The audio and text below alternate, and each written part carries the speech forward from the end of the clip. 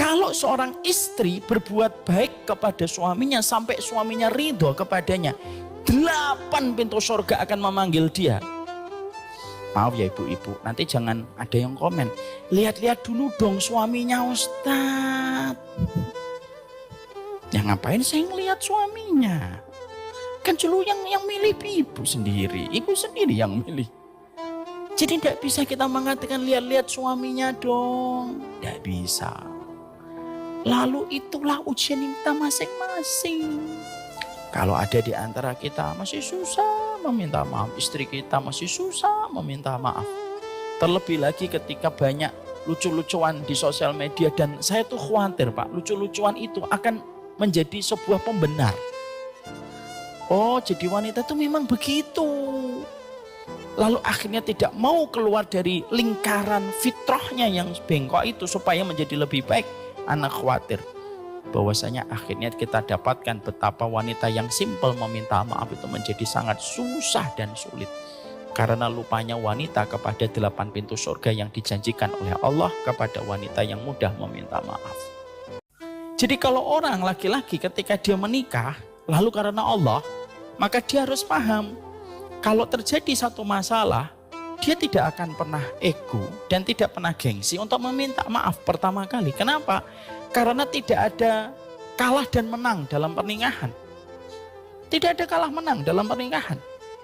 Siapapun yang meminta maaf terlebih dahulu itu pada dasarnya adalah orang yang paling menghargai karunia nikmat pernikahan yang Allah berikan kepadanya.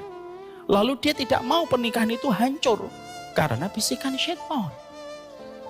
Dan ketika laki-laki memaafkan atau meminta maaf kepada istri, walaupun terkadang dia tidak melakukan kesalahan, tapi dia meminta maaf, mengajarkan kepada istrinya bagaimana pernikahan itu dihargai dengan proses saling meminta maaf dan memberi maaf. Disitulah kita paham. Kita mengimani perkataan Nabi bahwasanya seorang wanita itu diciptakan dalam tulang rusuk yang sudah bengkok. Terlalu keras mematahkannya, membiarkannya akan selamanya bengkok.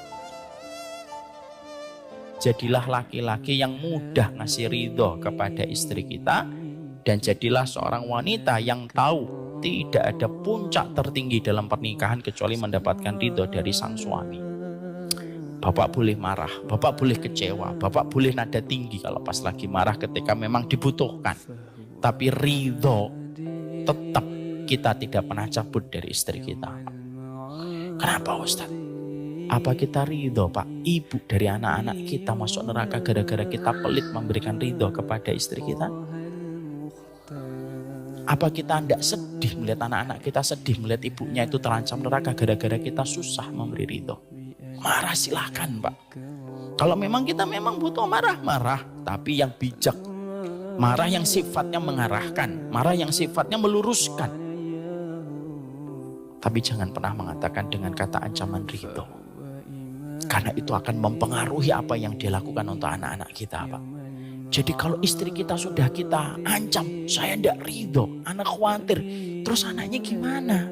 Diasuh sama seorang istri yang tidak diridhoi sama suami Pak.